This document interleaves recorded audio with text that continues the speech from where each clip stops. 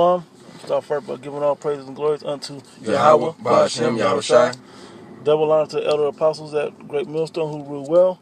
Greetings, salutations, and blessings unto the house of David, to elect those that will receive salvation. Exhibiting all faith, man. You know, sacrificing to put their faith forward, man. You know, we gonna do a quick lesson. Just it's a few brothers. I'm the brother Shaquat from the Las Vegas camp. Shapal Rakah. Ban Yakanai. Yeah, and we just gonna go into a couple of scripts real quick, and then and close out. It's basically about the sacrifices that you give for your faith. So, if a brother want to start with what they got, you found that one? Yes, Genesis chapter 22, verse 1. And it came to pass after these things, the Most High did tempt Abraham and said unto him, Abraham, and he said, Behold, here I am. And he said, Take now thy son, thy only son Isaac, whom thou lovest, and get thee into the land of Moriah, and offer him there for a burnt offering upon one of the mountains which I will tell thee of. Wait. So you want to speak on now you could tell this is a trial of faith from the start. You know, Abraham had to sacrifice. The Most High told Abraham to sacrifice his own son. You know, so Abraham in his mind was thinking about pleasing the Most High, but he at the same time he was also thinking about disobeying. You know. Yeah, because he cherished his son because he had a Ishmael was his first son by a bondwoman, and it was his son. It came from his seed, but he wasn't special as Isaac. It wasn't from Sarah's wife. So that's what made Isaac that much more special. And the Lord's telling Abraham to sacrifice him on this mount. And Abraham, when he first heard it, of course he's going to obey, but he was more like, damn, really? I mean, no man can take that just, okay, But it's not about how your initial reaction, but it's how you. So in this world, we're gonna have to give up things that we be like, oh man, what do you mean I gotta get that up? Some brothers gotta get their kids up, or give up their wife, or their loved ones, or their parents, or just whatever attachment to your flesh that you may have. Because it's about the big picture.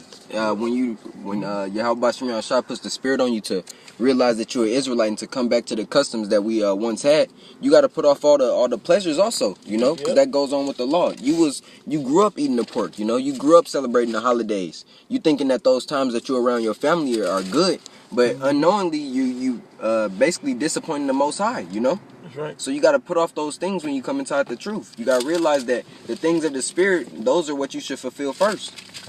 Keep reading, bro. All right. And Abraham rose up early in the morning and saddled his ass and took two of his young men with him. By the morning time, he just went bounced. Go ahead, bro. Took two of his men with him and Isaac his son, and clave the wood for the burnt offering, and rose up and went unto the place which the Most High had told him. They didn't say he bickered and man, why we gotta do that? Why we gotta do these videos, man? He didn't do all that, man. By the morning time, he was resolved with it. When you go into the word resolve, it means he understood the big picture and he had to just do what it said, man. Go ahead. Then on the third day, Abraham lifted up his eyes and saw the place afar off. And Abraham said unto his young men, Abide ye here with the ass, and I and the lad will go yonder and worship, and come again to you. And Abraham took the wood of the burnt offering and laid it upon Isaac his son, and he took the fire in his hand and a knife, and they went both to them together. And Isaac spake unto Abraham his father, and said, My father. And he said, Here I am. So he's old enough to understand. It's not like a little newborn baby that don't know. The relationship and the ties between the two have already gotten closer. Go ahead. By the way, you gotta imagine, for you that can understand and see this and know how the spirit dwells, and how it moves. That spirit of Isaac was Yahweh Shai. So that kid was a good kid, man. That was a good kid. Go ahead, bro.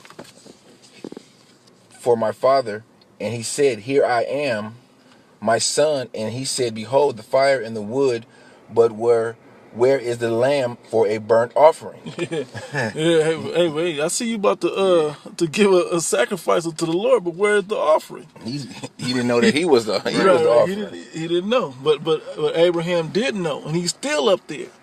So this clearly shows you that Isaac had understanding of the situation, but he didn't know that he was going to be the lamb that was going to be offered. Go ahead, bro.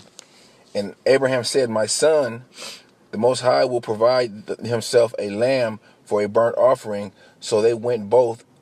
That was a faithful statement right there. So they went both of them together.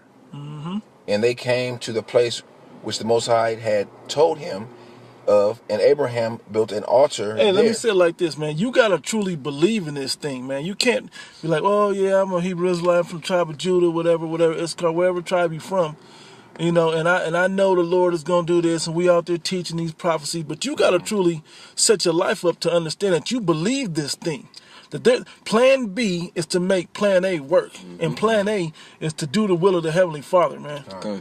That you wholeheartedly believe that everything that He says in His book is going to come to pass. That's right. All the hardships and everything else, the things you got to give up, those are meant to happen, and they're positive to happen because they're the right thing according to the Heavenly Father to prove your faith and love unto Him. Go ahead, bro. And even the things that you got to give up is for a good reason. I noticed being in the truth a little while that the things that I've given up, some of them I got back in some other form. Maybe not in the same distracting, wicked form as before, but in a way that I can now deal inside this truth with it, you know? Go ahead, bro. I'll read verse 9 again. Start at verse 9. And they came to the place which the Most High had told him of, and Abraham built an altar there, and laid wood in order, and bound Isaac his son, and laid him on the altar upon the wood. He laid him up on there. So, you know, you think Isaac probably wasn't kicking and screaming like, hold on, Pops. What's going on? Keep going, bro. And Abraham stretched forth his hands and took the knife to slay his son. And the angel of the Lord called unto him out of heaven and said, Abraham, Abraham, and he said, Here I am. Because you have to realize that the Most High this is a test in itself, you know. It says, how can a man show his faith, and you're supposed to show your faith by your works? This was you got it? Yeah, I got it. Go ahead, bring it. This is James chapter 2. 17.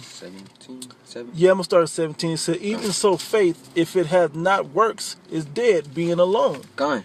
Yea, let me keep reading. Yea, a man may say, Thou hast faith, and I have works.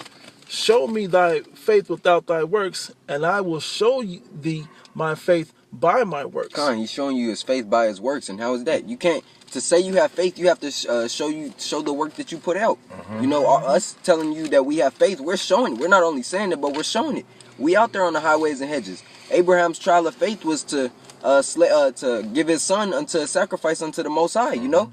And he was going to do it. And the Most High knew that in his heart he was going to do it. Didn't it say the Most High tempted, how did he say it was tempted, not the Most High, but it said an angel tempted,